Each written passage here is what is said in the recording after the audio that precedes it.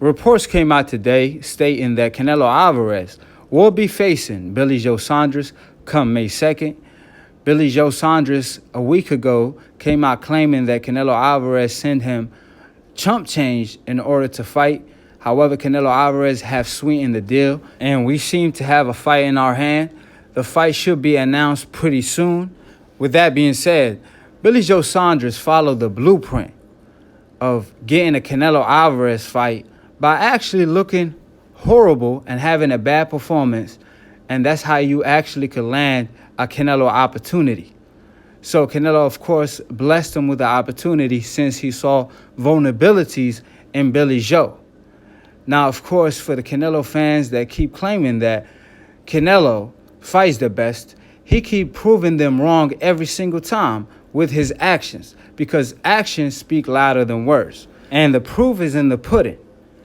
Canelo Alvarez chose to fight Billy Joe Saunders after a performance where he actually was losing up to getting the knockout, fighting on a YouTube undercard. So once again, Canelo Alvarez chooses the weakest link at another division, right after he actually avoided the best competition at 160, and that's a Charlo and an Andrade, giving up on his dream of becoming undisputed to fight Kovalev, who was coming off a bad performance against Yard, and he was one punch removed from a stoppage. And we all know Canelo Alvarez fought him 2 months after that with a rehydration clause and not giving Kovalev a time to recover from the beating he received from Yard. And if that wasn't bad enough, yet again, he chooses to fight the weakest link at 168. With that being said, he chooses to avoid the best 168-pounders moving down to that division, ignoring the Caleb Plant, the Benavidez of the world, to fight Billy Joe Saunders, who's coming off a bad performance, proving once again that in order to land a Canelo fight, you have to have a bad performance before he fights you. That's the blueprint that Canelo laid out that Andrade and Charlo might want to consider following if they planning on fighting Canelo Alvarez. And we all know that's a fact, because Canelo years ago came out stating that he's not interested in fighting Billy Joe Saunders when he was actually looking good against, for example, a Lemieux, because he stated, according to him, Billy Joe Saunders move around too much. He's not exciting. He running, a.k.a. he has footwork, and he doesn't like that style, a.k.a. that's his kryptonite. However, ironically enough, right after Billy Joe Saunders has a bad performance, Canelo changed his opinion to Billy Joe Saunders being a great fighter and a good fight for him. So even a blind man could see this coming. Even Stevie Wonder doesn't have to wonder what Canelo Alvarez is doing. It's clear to see he's being strategic.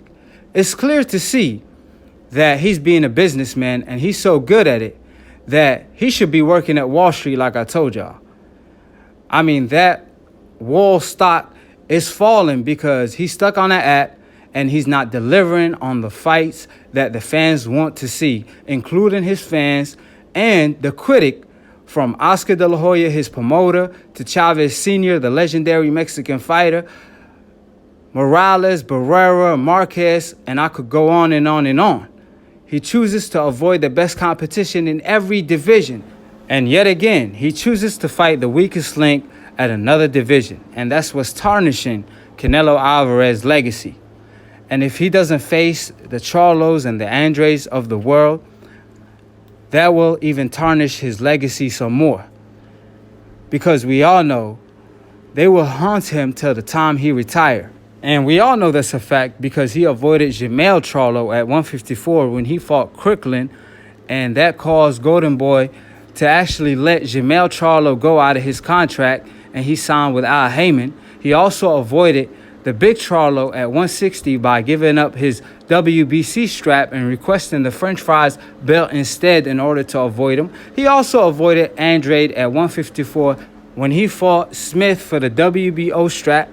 As soon as Andrade vacated the strap, and we all know Andrade at the time called him a puta, and instead of fighting him, he actually ignored him. And we all know at 160, he gave up on his dream of becoming undisputed, and instead he fought Kovalev. So, like I said time and time again, facts say Canelo is tarnishing his legacy by making the moves and moving the way he is today. So just like Pacquiao name will always be attached to Floyd, just like Ali name will always be attached to Frazier, just like Sugar Ray Leonard name will always be attached to Duran and Hagler and Hearn, Canelo Alvarez name will always be attached to Andrade and Charlo till he fight those guys. So y'all could complain about us bringing those guys up, but that's the best competition he been avoiding for the past 5 years. He didn't even want to negotiate with Andrade. I mean, forget about fighting. He haven't even negotiated with Andrade for the past 5 years. And that's unheard of. So I'm going to do the Canelo Alvarez fans a favor and pressure Canelo Alvarez to actually save his legacy and fight these fighters struggle with. And we all saw what Andrade did to him. He dominated him every single round. So it ain't about looking good and having a good performance. It's actually the opposite of that. It's actually having a bad performance and a bad night, and that's how you land the Canelo Alvarez fight. So I'm looking forward to see the Canelo Alvarez fans, the real ones, that's going to call out Canelo for the maneuvering he have been doing over the years. And also, of course, the Canelo fans that want to dig their own grave and bring out dusty excuses that we have to brush off before talking about them. Because, of course, facts what matter at the end of the day. Opinions are like asshole. Everybody has one. So Canelo Alvarez, keep fooling the fools. So if you want to be a fool, be my guest. Because only a fool can get fooled again. Fool me one time, shame on you. Fool me twice, I can't put the blame on you. I got to blame myself for that. And I ain't a fool, just like most of my Akhis, my brothers. So, of course, this is the Boxing Brotherhood. So we're going to call it how we see it. Give everyone a fair shake.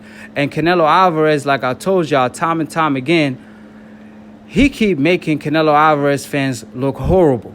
So if y'all want to act like a bunch of fools and keep getting fooled, then be my guest like I told y'all. So drop your comments below. Subscribe below if you're trying to get smarter by the minute. If you're trying to get dumb about a second, then don't and listen to these decafs and old media. And shout out to Dante for starting the new media wave that I'm a part of. I appreciate Dante for giving me the opportunity to post on his platform. Shout out to Lunatune for the funniest boxing memes. Follow my broski on Instagram, on his IG in the description box below. Keep it a G and follow my man, and follow me too at Akhi TV on the description box below, and follow DBN on all social media, including his other channels. I appreciate all my Akhis. If you want to be part of the family and the Boxing Brotherhood, then click on the notification bell to get notified every time we post to go live on Split Decision.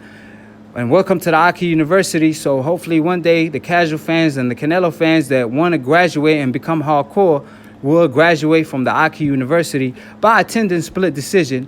And like I told y'all, if y'all read the book of the truth, hopefully one day y'all will graduate. So that being said, I appreciate every single one of my Akhis. And to be continued on the next episode of Akhi TV. Peace, and we out.